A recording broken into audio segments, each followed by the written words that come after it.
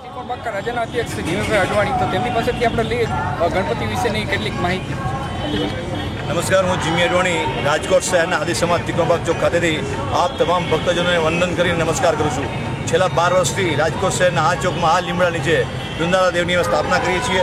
Totally સંપૂર્ણપણે લોક ભાગીદારીથી અને જનતાની માટે સાર્વજનિકપણે આ ગણપતિ મહોત્સવનું આયોજન કરાયું છે. અને આ દુંદાળા દેવ અત્યારે લોકોની મનોકામની પૂર્તિ કરતા એવી શ્રદ્ધા અહીંયા ઊભી થઈ છે. ભક્તિનો અને સેવાનું આ ધામ ત્રિકોણબાગ ચોક ખાતે ત્રિકોણબાગકા રાજામાં લોકો પધારે છે અને પોતાની મનોકામના વ્યક્ત કરી અને દુંદાળાદેવને અરજ કરે છે. તે દુંદાળાદેવ એની તમામ ઈચ્છાઓ પૂરી કરે છે એવા અનેક દાખલાઓ છે.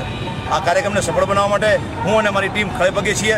તેમજ સમગ્ર જનતાને અમે એમ કહીએ છીએ કે પધારો ત્રિકોણબાગ. એનું કારણ છે અહીંયા રોજ સવા 8 વાગે મહાઆરતી કરીએ છીએ, તેમજ 8:30 વાગે રોજ વિવિધ સાંસ્કૃતિક પ્રોગ્રામો, મનોરંજન પ્રોગ્રામો અને સમાજના હિતના તમામ કાર્યક્રમ કરીએ છીએ, જ્યાંથી અમને લોકોના આશીર્વાદ મળે છે અને લોકો અમને કહે છે તમે આગળ તો અમે તમારી સાથે છીએ, પધારો ત્રિકોણબાગ.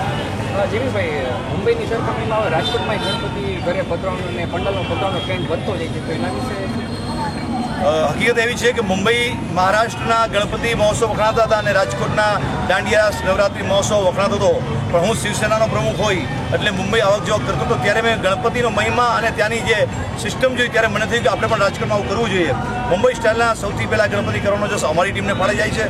એટલે જ અમારા ગણપતિને જોઈને રાજકોટ શહેરના ખૂણે ખૂણે અને સૌરાષ્ટ્રના ગામે ગામ અત્યારે ગણપતિ મહોત્સવના આયોજન થાય છે. અને ત્યારે અમારું હૃદય એકદમ ભક્તિભાવ બની જાય છે અને અમે ઈચ્છીએ છીએ કે દરેક શહેરના ખૂણે ખૂણે અને ચોકે ચોકે ભોગો લહેરાય અને લોકો દુંદાળાદેવની પૂજા કરે અને લોકોની મનોકામના પૂરી થાય. તેમજ સમગ્ર સમાજના જે વિઘ્નો છે એ આ વિઘ્નહર્તા દેવ હરી લે. હા, રાજકોટના મુખ્ય ગણપતિ કહેવાય છે, તો આશરે ભાવિકોની કેટલી સંખ્યા કહે છે? આ ગણપતિ મહોત્સવમાં અત્યારે આપ જોઈ શકો છો કે સવારના પોરમાં સ્થાપના સાથે જ ભીડ જામી રહી છે અને દુંદાળાદેવની પૂજા થઈ રહી છે. ત્યારે રોજ અહીંયા એબાઉટ 10,000 થી 12,000 લોકો રોજ મુલાકાત લે છે. અને થોડું ઘણું સાંસ્કૃતિક કાર્યક્રમો વિશે અહીંયા અમે રોજ જુદા જુદા સંતવાણી લોક સાહિત્ય કલાકારો માટેના હાસ્ય કલાકાર, તેમજ બાળકોનો ટેલેન્ટ શો, અંધ મહિલા દ્વારા ગણેશ સ્તુતિ શો જેવાના અનેક પ્રોગ્રામોનું આયોજન કર્યું છે.